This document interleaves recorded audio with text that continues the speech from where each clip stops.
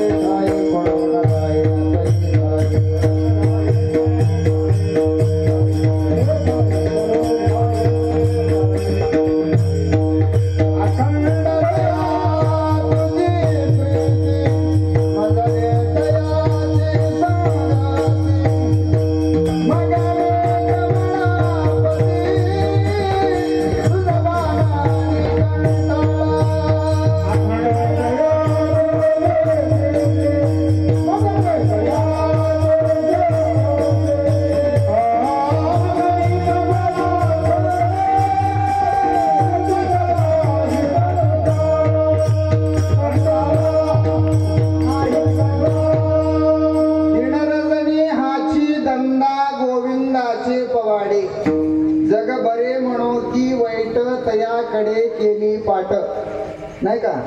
कोणी निंदा कोणी वंदा, आमुच्या स्वधर्माचा धंदा. बरेच लोक म्हणतात तुमचं ते धंदाच होय हो. बरोबर आहे, ज्याचा धंदा त्यांनाच करावा महाराज. 4 वाजले की ज्याचा धंदा त्यांना करायला सुरुवात करते. त्यांच्या पारखे 4 वाजले 5 वाजले की ज्याचा त्याचा धंद्याला लागतात माणसं, आहे की नाही. ज्याचा धंदा त्यांना करावा महाराज. महाराजाचा धंदा महाराजांनाच करावा, आहे की नाही. विठाल विठाल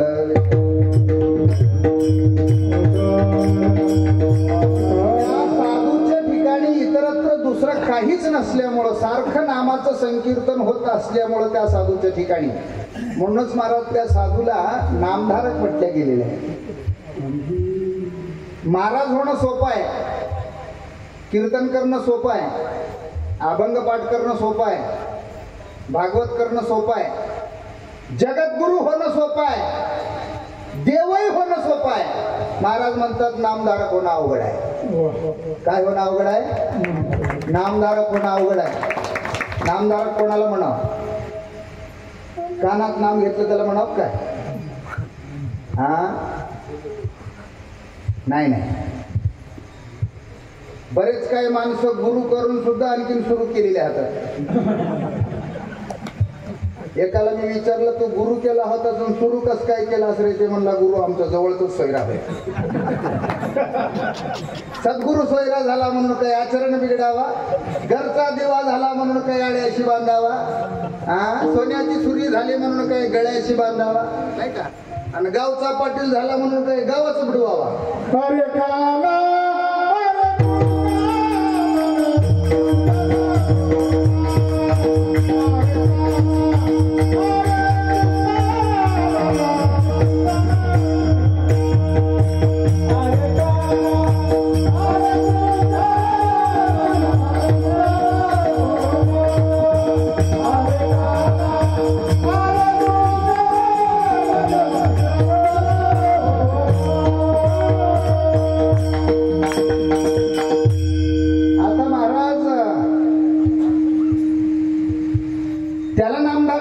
नाही, नुसतं नाम घेतलं ते नामधारक नाही. आम्ही गळ्यात माळी घातलं ते नामधारक होऊ शकत नाही. आणखी नाही, वेगवेगळे काही क्रियाकर्म केल्यावर ते नामधारक होऊ शकत नाही.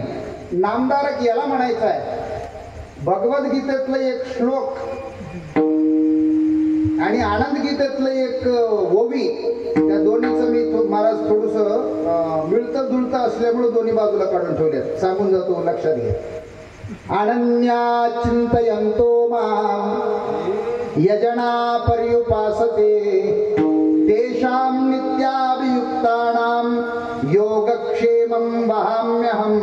त्याचंच योगक्षेमाचं देव सारखं चिंता करतय म्हणे, जे 8ही प्रहरामध्ये म्हणजे अनन्य म्हणजे सारखं त्या देवाचं चिंतन करते, त्याचं चिंतन देव सारखं करीत असते. बरोबर आहे. आनंद गीतेतली ओवी अशी आहे, जो अष्टो प्रहर करी नामस्मरण तयाच्या जवळी मी असे जाण किंचित नशे अनुमान सत्य सत्य दलादना विठ्ठल विठ्ठल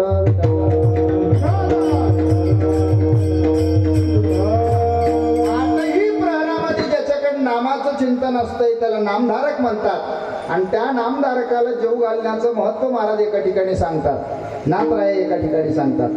गावंडी 1 सहस्त्र ब्राह्मण, म्हणजे या खेड्यातले 1000 ब्राह्मण जेव घालावं लागतात म्हणा. म्हणजे नुसतं पौर्णिमा अमावस्या सांगणारी विधी काही येत नाही.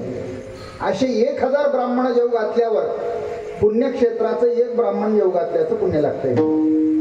पुण्यक्षेत्राचे 1000 ब्राह्मण जेव घातल्यावर त्या ठिकाणी एका वेद पाठकाला जेव घातल्याचं पुण्य लागतंय म्हणा. वेद पाठक म्हणजे 4ही वेदाचं अध्ययन केलेलं.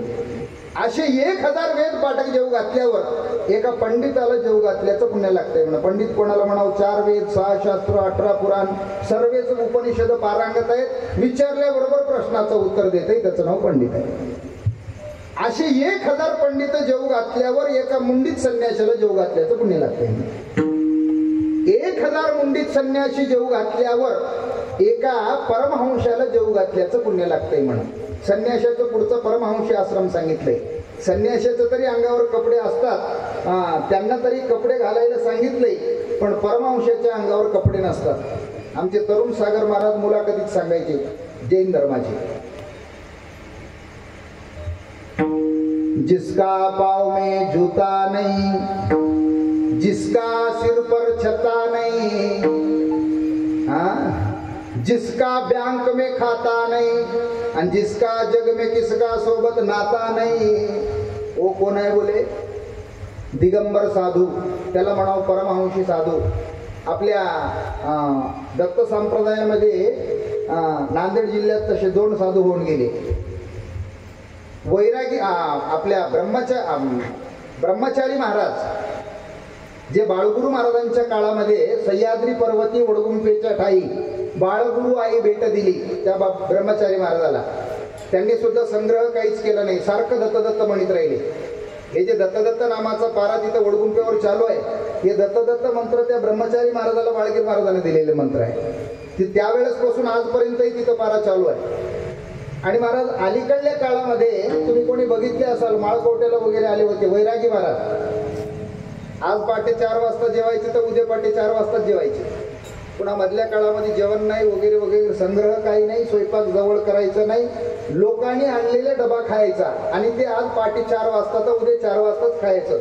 संग्रह काहीच कुठल्याच प्रकारचं. रुपयाची बंदी जर कोणाची खाली पडली तर डोळे झाकून घ्यायची, तर रुपयाची बंदी उचल आणि तू येतो याची शक्यता. संग्रह काहीच केला नाही, त्याला परमहंसी म्हणावं. असे 1000 परमहंसी जेव घातल्यावर तसे मिळणंच मुश्किल आहे महाराज. 1000 जेव घालावं कुठून? तसे 1000 परमहंसी जेव घातल्यावर महाराज म्हणतात एका ब्रह्मवेत्याला जेव घातल्याचं पुण्य लागतंय.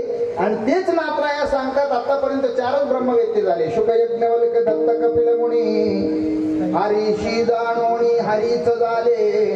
आणि तेच ब्रह्मवेत्ते 4 सांगतात आणि तेच नात्राया म्हणतात. असे 1000 ब्रह्मवेत्ते जेव घालावं लागतात. 1000 ब्रह्मवेत्ते जेव घातल्यावर एकदा देवाला तृप्त केल्याचं पुण्य लागतंय, हरिहराला तृप्त केल्याचं पुण्य लागतंय. ऐशे वेत्ते अपरंपार नये नामधारका बरोबर.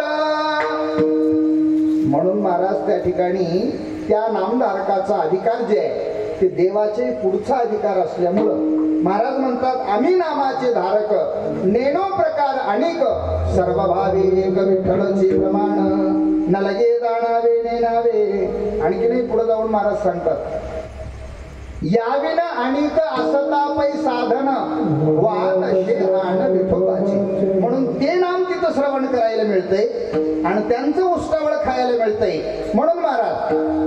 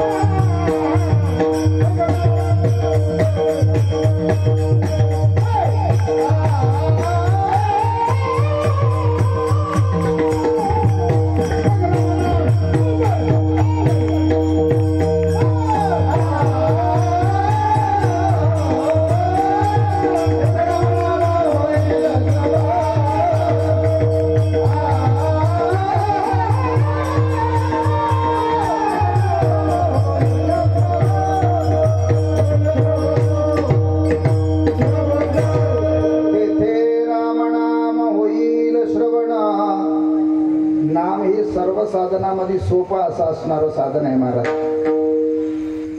नामसंकीर्तन साधना पै सोपे, जळतील पापे जन्मांतरीचे. आता इथे एक प्रश्न आहे महाराज.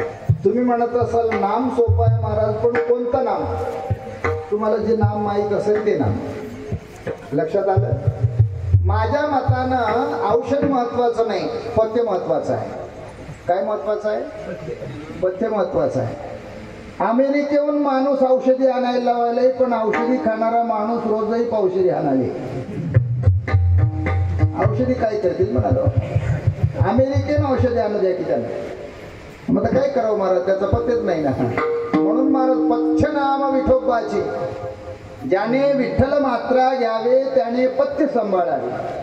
ना औषध मात्र. आता बरेच लोकांना डायबिटीज झालेले आहे, म्हणजे ते हे तुमचं शुगर. ते शुगरचं माणूस पैसे नाहीत म्हणून 4 दिवस जरी गोळ्या आणणं गेलं, पथ्यानं राहिल्यावर त्याच्या शुगरात वाढ होऊ शकत नाही. पण गोळ्या संपल्यात म्हणून बक बक बक साखर खायला लागले, आणि गेलं तिथं चहा प्यायला लागले, आणि त्याचं शुगर गोळ्याही खायला लागले, आणि साखरही प्यायला, चाय प्यायला लागले. त्याला काय करतील महाराज गोळ्या? तसं हे नाम महत्वाचं नाही. नाम तुम्ही किती उच्च कोटीचं घ्या, आणि तुमचं जर वागणं जर गैभाण्याचं असेल तर तुमचं नाम ते देवाला मान्य नाही. म्हणून भावे गावे गीत शुद्ध करोनिया चित्त, तुझं बाबाय देव तरी हा सुलभ उपाव. देवाला प्राप्त करण्याचं साधन आहे. बरं महाराज, सोपं असून नाही, अनंत जन्माचं पाप घालवणार आहे. बाकीचे साधन एका जन्मातले पाप घालवतात, पण हे साधन मात्र महाराज म्हणतात जळतील पापे जन्मांतर. अहो पाप जळतं याच्यात काही संशय नाही. महाराज एका ठिकाणी सांगतात पापाचे कळप पळते पोटे.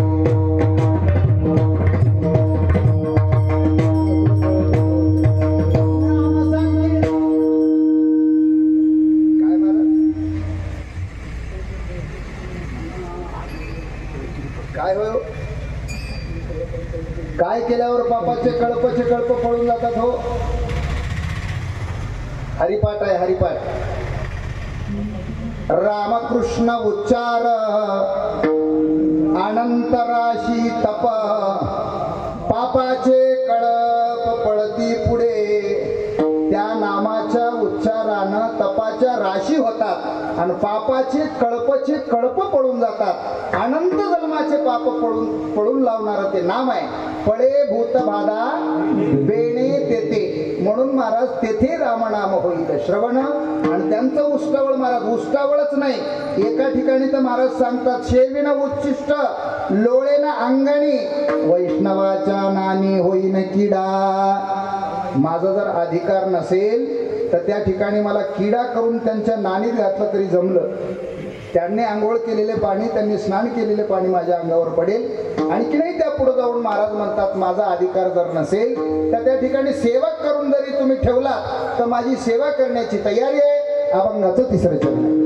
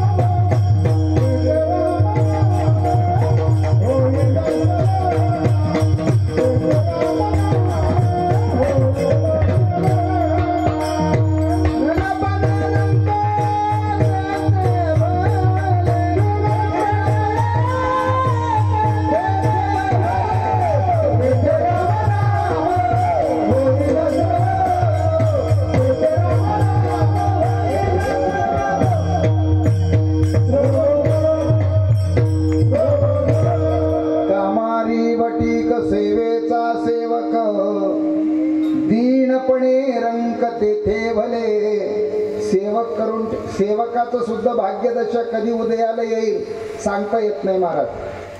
पण ज्याच्या पशी राहिलो ते डुप्लिकेट साधूराव नाही झालं. लागले तयाची संगतीन झाली त्याची गती, नाही का? लक्षात आलं म्हणून सांगून जातो महाराज. विठ्ठल विठ्ठल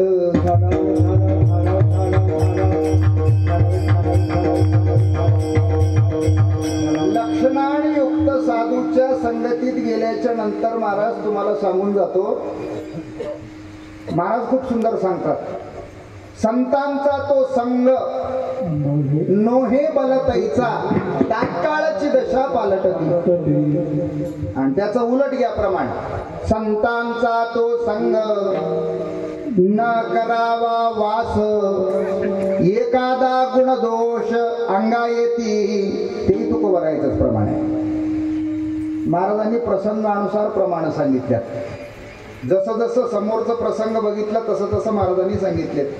एक लक्षणयुक्त साधू महाराजाचा समोर दिसला म्हणून महाराजांनी सांगितलं, कोण पुण्य कोणा गाठी होय आईची याची भेटी. अशांची भेट होण्यासाठी खूप जन्माचं पुण्य लागते. अनंता जन्मीचे सुख साचले, नाही का? म्हणून भेटले गुरु महाराज. खूप जन्माचं पुण्य लागते अशी साधू भेटण्यासाठी. आणि एक आचरणहीन साधू त्यांच्या समोर दिसला. महाराजांनी ताबडतोब सांगितले, अशाच्या संगतीत जासाल तर याचा सुद्धा गुण तुम्हाला लागण्याची शक्यता आहे. लागले तर याची संगती, झाली त्यांची त्याची गती. विठ्ठल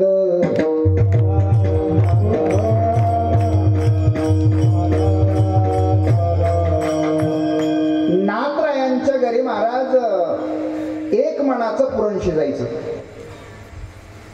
नाथरायांचा काळ कोणता? आज 700 वर्षापूर्वीचा काळ आहे. आणि महाराज त्या काळामध्ये नाथरायांच्या घरी एक मनाचं पुरण शिजायचं. श्रीमंत युक्त आणि वैभव संपन्न जर साधू कोण होते संत मालिकेत ते नाथराय. आणि महाराज त्या काळामध्ये लोकांना अन्नच खायला मिळायचं नाही. एक मनाचं पुरण म्हणल्यावर एक मातंग समाजाचा गावभा नावाचा व्यक्ती महाराजाकडेच राहायचा.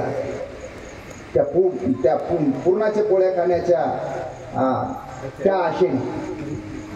योग असा आहे महाराज, एके दिवशी असं ते रोज ग्रंथ लिहायला येणारा जे ब्राह्मण आहे त्या ब्राह्मणाला थोडस गर्व झालं. गर्व तसं तर होऊ नये. तिळवर जरी होया अभिमान मेरू तो समान भारदेवा. देवाचा अभिमान त्या देवाला सण होत नाही. आणि तुमच्या आमच्यासारख्याचं काय? राम सेतूच्या बांधकामाच्या वेळेस राम सेतूचं बांधकाम चालू होतं आणि वानर सैन्य सर्व गोटे आणून त्याच्यावर राम म्हणून नाव लिहायचे आणि त्या पाण्यात टाकल्याच्या नंतर करायचं. त्या आमच्या श्रीरामचंद्र प्रभूला असं वाटू लागलं, माझ्या नावानं ज्या आरती गोटे करायला लागले त्या आरती आपण गोटे टाकून तर पाहावं म्हणले, आपल्या हाताने करतेत की नाही. सकाळी सकाळी जाऊन टेस्टिंग करायला सुरुवात केली महाराज. पहिला गोटा टाकले पाण्यात, ते पाण्यात बुडाला. दुसऱ्यांदा गोटा टाकला तेही बुडाला. तिसऱ्यांदा टाकल्यावर तेही बुडाला. चौथा गोटा टाकले नाहीत पण मागं फिरून पाहिले. कधी कधी मोटरसायकलवाला खूप जोरात सुटकून खाली पडते पण त्याला पडलेले काय मार लागले, पडले, सर्व फाटले, जिकडे तिकडे ओरकांडले ते काय बघत नाही. पण माग कोणी बघलंय काय, मोरी कोणी बघलंय काय, गावात जाऊन सांगेल काय, ते माणसं बघताय अलीकडे पलीकडे. आणि तसं महाराज ते श्रीरामचंद्र प्रभू पाठीमागं पाहू लागले होते. ते पाठीमागे येऊन हनुमंतराय उभा राहिलेले होते. हनुमंतरायाला विचारलं, हनुमंत तू कधी आलास? हनुमंतरायानं सांगितलं, मी पहिल्याच गोट्याला आलो देवा. म्हणले तुमचे तिन्ही गोटे बघ. तुझा नामाचा महिमा तुझा नकळे मेघश्यामा. सांगितलं महाराज, गर्व येऊ द्यायचं नाही. तुझ्या नामानं करायला लागले ते तुझ्या नाही. आणि म्हणून गर्व कुठल्या प्रकारचं येऊ द्यायचं नाही. ते ब्राह्मणाला थोडं गर्व आलं. ब्राह्मण ग्रंथ लिहिण्यासाठी आलं नाही महाराज, भागवत लिहिण्यासाठी आलं नाही. महाराजांनी सांगितलं ते येऊ शकत नाही. आज त्याच्यात फार मोठं गर्व भरलेलं. तरी पण 2-3 सेवकांनी जाऊन विनंती केली त्याला, ग्रंथ लिहायचंय, तुमच्याशिवाय लिहिणं कोणाला शक्य नाही आणि तुम्हाला यावं लागतंय, तुम्ही लेखक आहात. सांगितलं मी आज येऊ शकत नाही, माझं बरंचसं काय पोट दुखतंय, अंग दुखतंय वगैरे वगैरे वगैरे कारण सांगितले. ते आलं नाही. महाराजांनी सांगितलं, गावबा ये म्हणे, तुला आज ग्रंथ लिहायचा आहे. गावबाणी सांगितलं, महाराज मला ग्रंथ कोणीकडून धरावते माहित नाही आणि तुम्ही लिहायचा अधिकार माझ्याकडे द्यायला लागले. गावबाला सांगितलं पुढचं काही बोलायचं काम नाही. कृपादान केले संती कल्पांती ही सरेना, कृपया केली संत गणी माझी अलंकारी वाणी. नाही का महाराजांनी सांगितलं, कुठल्याही प्रकारचं भीती बाळगायची गरज नाही. आता भय नाही ऐशे वाटे जीवा घडली या सेवा समर्थाची. आता माझ्या म्हणी धरावा निर्धार चिंतनी अंतर न पडावा. बोलवलं जवळ महाराज आणि त्याच्या मस्तकावरती आपलं वरदहस्त ठेवलं आणि त्या महाराजांच्या कृपा प्रसादानं गावबा महाराजांच्या बाजूला बसून अर्ध भागवत लिहिलं महाराज. किती? एकनाथी भागवत अर्ध मातंग समाजाच्या गावबाने लिहिलेले आहे.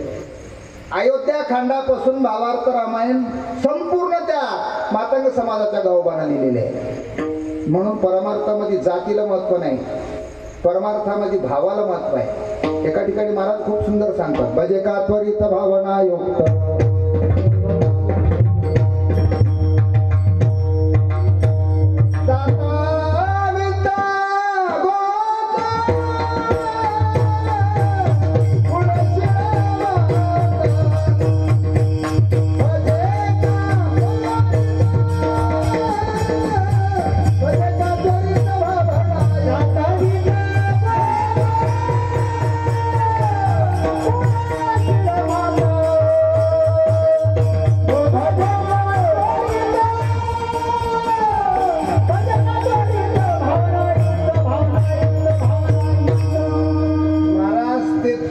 तसं असावं लागते आणि दासत्व करून घेणारही तसं असावं लागते. उगा आम्ही कोणाचं तरी तिथं जाऊन उगा लाकडं पडायला लागलो, पाणी भरायला लागलो, काही महत्व नाही महाराज. आमचं काहीतरी त्या सेवेतून सुद्धा आमचं काहीतरी साफल्य झालं पाहिजे, आमचं काहीतरी हित झालं पाहिजे. आणि त्या ठिकाणी सेवा तनोमनो भावे चरणाशी लागावे अगर्वता करावे दास्य सकळ. गुरुसेवा गडे द्याशी काळ दंडेना तयाशी अंती जाय मोक्ष पदाची गुरुचे स्मरण केली. म्हणून महाराज कामारी बटिक सेवेचा सेवक दीनपणे रंक तेथे वले. नवे नवे महाराज पुढे गेल्याच्या नंतर आपल्याला चिंतन करायचंय. तत्पूर्वी सर्वांनी एकदाच प्रेमानं भजन करायचंय. विठोबा रखुमाई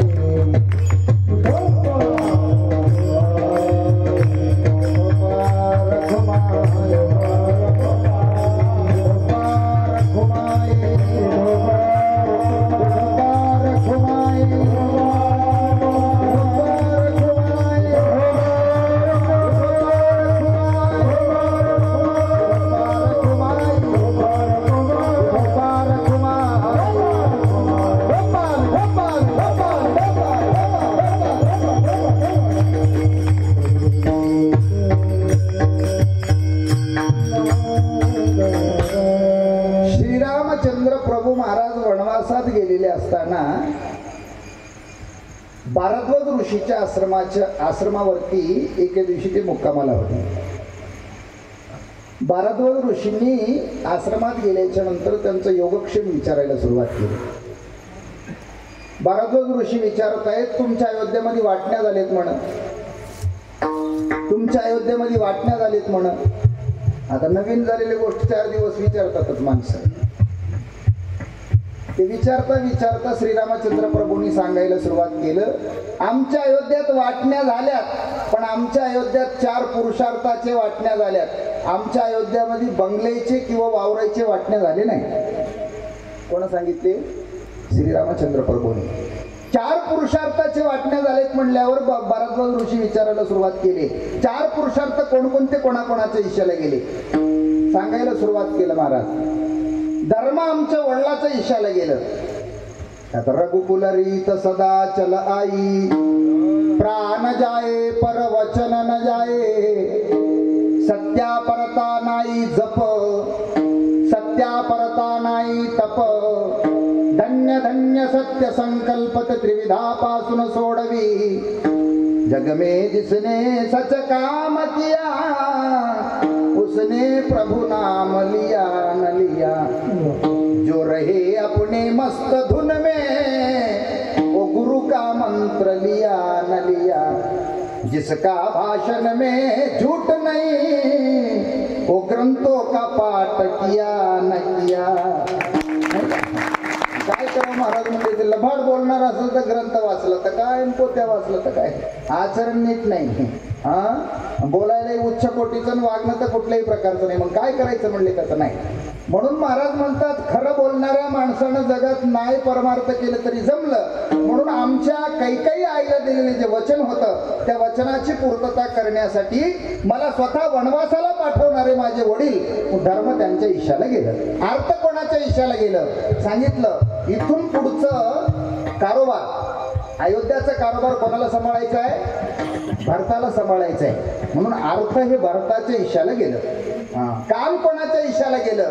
त्यावेळेस सांगितलं श्रीरामचंद्र प्रभूंनी आपले सर्व मनोकामना आपल्या मनाप्रमाणे पूर्ण करून घेणारी कैकई, तिच्या इशाला काम गेलं. बरं, मोक्ष कोणाच्या इशाला गेलं? सांगितलं महाराज मोक्ष मात्र माझ्या इशाला आलं. मोक्ष कोणाच्या इशाला आलं? मोक्ष माझ्या इशाला आलं. भारद्वाज ऋषी विचारत आहेत तुमच्या इशाला मोक्ष कसं काय आलं? त्यावेळेस श्रीरामचंद्र प्रभू सांगत आहेत महाराज तुमच्यासारख्या साधूची भेट झाल्याच्या नंतर पुन्हा जन्माला येणं आलिंगन घडे मोक्ष सायुज्याचा ऐसा संताचा महिमा झाली बोलायाशी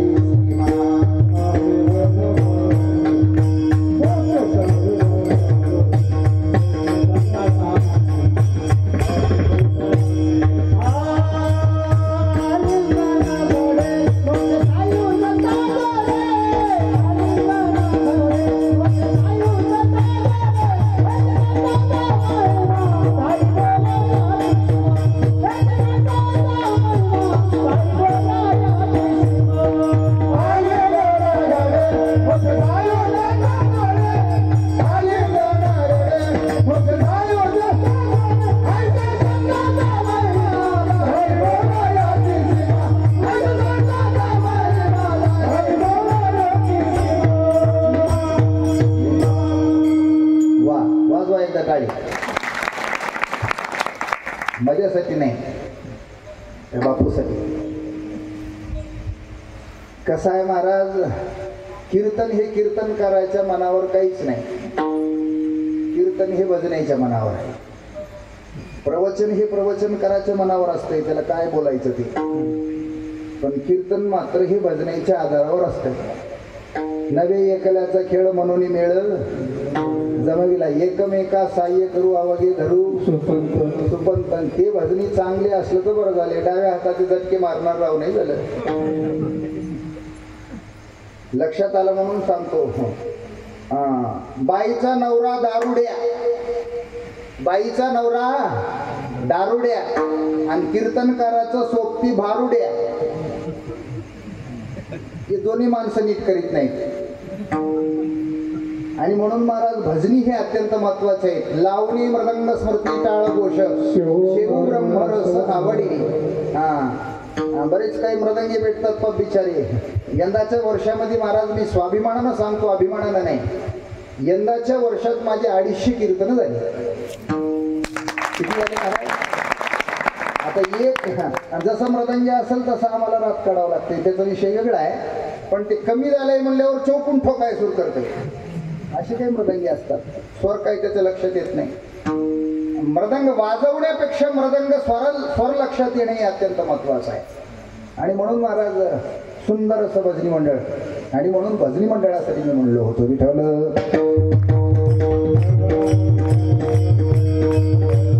आलिंगन घडे मोक्ष सायुज्यता जोडे, ऐसा संताचा महिमा झाली बोलायाशी सीमा. आणि म्हणून महाराज सर्वच काही सुख त्या संगतीमध्ये आहे, बाकी इतरत्र ठिकाणी जायचं नाही. म्हणून महाराज सांगतात म्हणून जाणतेने गुरु वजिजे तेढेचे कृतकार्य होईजे, जैसे मूळ सिंचन सहजे शाखा पल्लव संतोषती, तुका म्हणे संत सेवा हेची देवापै उत्तम. पण मात्र महाराज ते लक्षणाने युक्त साधू असला पाहिजे. आम्ही काय करायला लागलो, कीर्तन करणाऱ्याला साधूच म्हणायलो, भजन करणाऱ्याला साधूच म्हणायलो. महाराज म्हणतात कीर्तन करशी तरी कीर्तनकाराची होशी, परी वैष्णवन होशी अरे मुडा. आणखीन पुढे जाऊन सांगतात भजन करीशी तरी भजनाच होशी, परी वैष्णवन होशी अरे मुडा. पौराण वाचिशी तरी पौराणिक होशी, वैष्णवन होशी अरे मुडा. तुका म्हणे देह निरसिला नाही, तो बरे अवघे संसारिक विठ्ठल.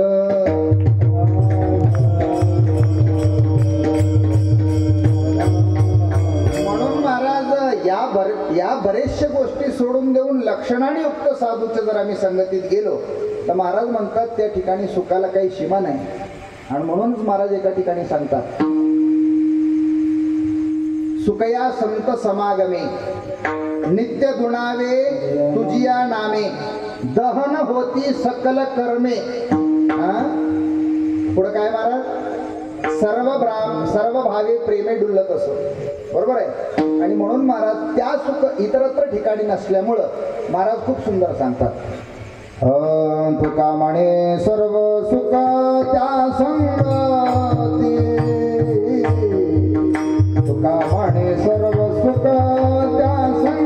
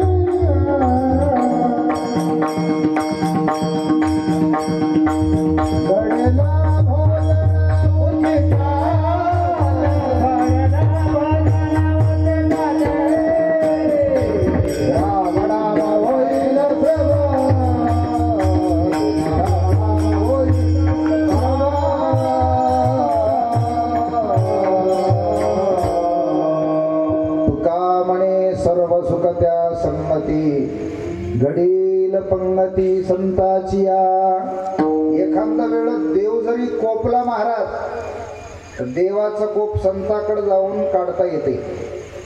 देव जर आमच्यावर कोपला तर महाराज म्हणतात देवाचा कोप संताकडे जाऊन काढता येते. पण संत जर आमच्यावर कोपला तर देव नाही देवाच्या बापाकडे गेल्यावरही तो कोप निघत नाही म्हण महाराज. आणखी पुढे गेल्यावर सांगून जातो. आमच्या घरी जर साधू आले, आम्ही देवाची पूजा करायला लागलो आणि योगायोगानं देवाची पूजा करीत असताना बाहेरून एखादे संत आले, मग आम्ही उर्वरित देव पूजा करावं की संत पूजा करावी?